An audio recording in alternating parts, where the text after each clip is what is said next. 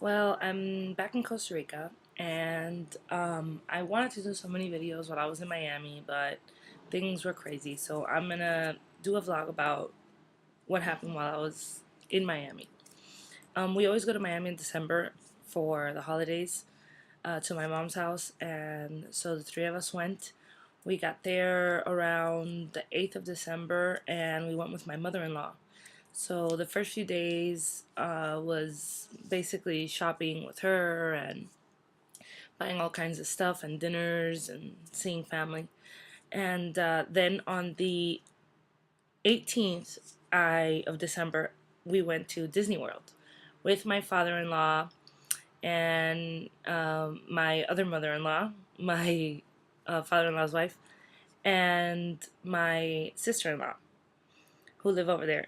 And so we went to Disney from the 18th to the 22nd, and we had so much fun. It was so much fun. I really didn't think that the baby would enjoy Disney. When they told us that we were going to go, I was like, okay, I mean, obviously it's Disney World. You want to go. But I really did not think that the baby would enjoy it. He was so, so amazed at everything. He would see Mickey, and at the trip, he wouldn't say Mickey Mouse yet. Now he's saying it. But when he was there, he would just say Mao, Mao, and I would say, yes, honey, it's Mickey Mouse. Now he's saying Midgie Mouse. He said it so much at the trip, or we said it so much to him that it stuck. So anyway, so the first day we went to Magic Kingdom, and the second day we went to Epcot. The third day we went to Hollywood Studios, and we were there a day before and a day after to just relax and be able to leave with no problem. So it was really fun. I had dinner at nice places. We had dinner at an Irish place in downtown Disney. We had dinner at Cuisina, I think I'm pronouncing that correctly, Cat Cora's restaurant on the boardwalk there, close to Epcot, because we stayed at the yacht beach club or something like that, the yacht club, right inside Disney. It was amazing, amazing. And what else? Where else did we eat? I have everything on a list because it's been so crazy that I can't remember anything. My brain is like fried. And I start school in a week, so my brain better get back to it. Anyway, so then on the last day, coming back from downtown Disney, the baby started vomiting on the bus ride to the hotel. And I thought it was a motion sickness. My husband's very motion sick. And then the next morning, we were at Cracker Barrel having breakfast, getting ready to, go out to Miami, and he started vomiting again. So, gastroenteritis, a virus, of course, and we tried so hard to keep him away from kids that we saw like sneezing. I was like the rude mom. Like I would see a kid sneeze and I'd be like, Gaspar, move him.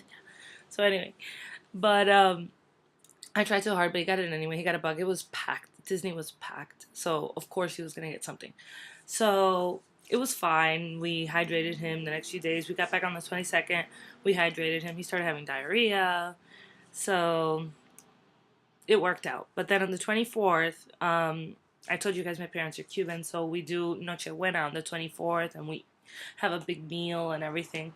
So on the 24th, we were getting ready. It was about 3 o'clock, getting ready to start all the festivities, which are usually very fun. And I realized that I had a message on my Facebook page that said one of my cousins from Boston, where my grandmother lives, to call up there. And when I called, my grandmother passed away. And so it was really hard. It was really hard. We tried to keep the 24th fun. So we took our pictures and we opened gifts. And then on the 25th, we went to my father-in-law's house, which we always do. We spent the 24th with my parents and the 25th with them. And so on the 25th, we went to my father-in-law's. And that day, it hit me more that everything that was going on. And so we had a delicious dinner, but still, it was very hard. And then on the 28th,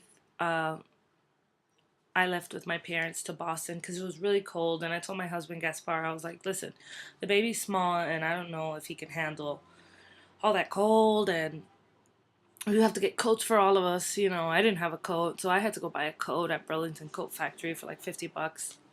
But it was just gonna be a lot of hassle with the baby and the baby in a funeral. A 15-month-old at a funeral. And at a burial.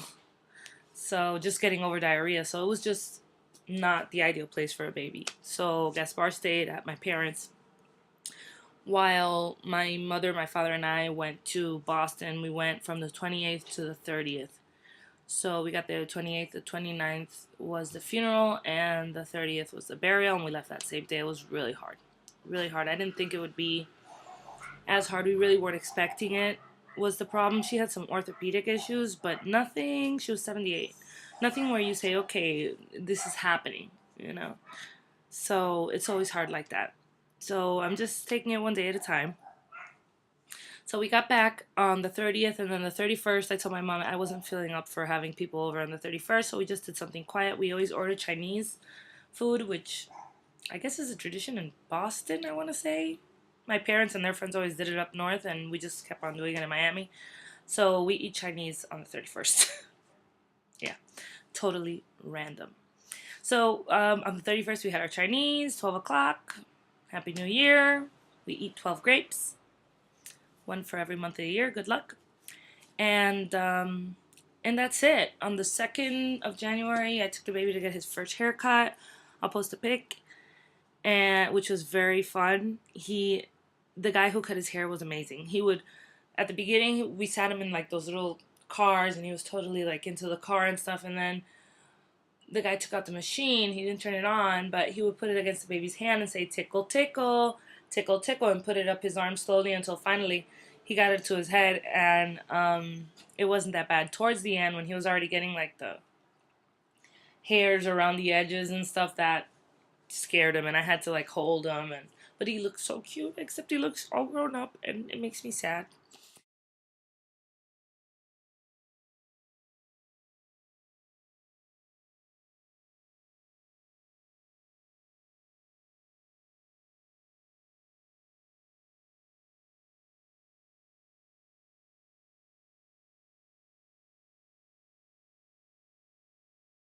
Anyway, so we got back on the 3rd of January, and I've had a bunch of things to do for school. My citizenship here in Costa Rica is about to come through, and being a citizen of Costa Rica, my university uh, tuition is cheaper, except the process takes so long that I'm almost done with school. So, anyway, so I had to go do that when I got back, and it's been really hard to get the baby back on his schedules.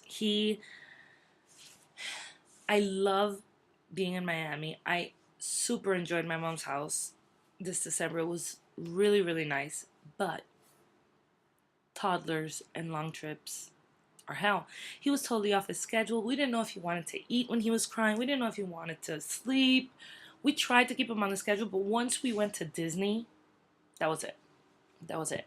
Because even though we had the hotel close by, we wanted to stay there all day. He would like nap in his stroller. And so he's totally off. Totally off. So now we're kind of getting back on schedule. Um, his eating was off. His tantrums were actually better this month. I imagine his tantrums have been better because he's verbalizing more, which I'll talk about in a sec. Um, while we were in Miami, he was co-sleeping with us, which is terrible. But there was nothing we could do. He was waking up like 20 times a night when we had him in the crib. My mom bought him a crib and has a room for him and everything, but he would cry. He would wake up, and then I'd walk in, and he'd be sitting in the crib looking around like this, like he didn't know where he was. So it made us feel terrible. He was sleeping with us. He slept in there a few times and had some naps there, but we just couldn't do it. And so now, the first day we tried to get him into his crib here, he was like, you know, yelling bloody murder. But anyway, so this month has been a learning month. This has been crazy. He has learned so much. He has learned so, so, so much. I'm gonna post all the stuff, or maybe I can just read it. I don't know which better. I'll make a list. I'll make a list of everything he's doing, and I'll put it in here. But I don't know. Well, you guys have seen I do sign language with him. He is signing so much and then verbalizing a lot of the words that he wasn't able to vocalize before. So a lot of the signs that he knew that he could not say, he's saying now. It's amazing everything he's doing. Yesterday, he was up all day. We woke up at 7 in the morning. He didn't nap at all. He didn't nap at all. And then we were downstairs. He goes up to my husband. My husband, he started like fussing a little bit. My husband says, "What's wrong?" And he says, "Meat." And he does this. And I said, "What? What do you want?" "Meat." And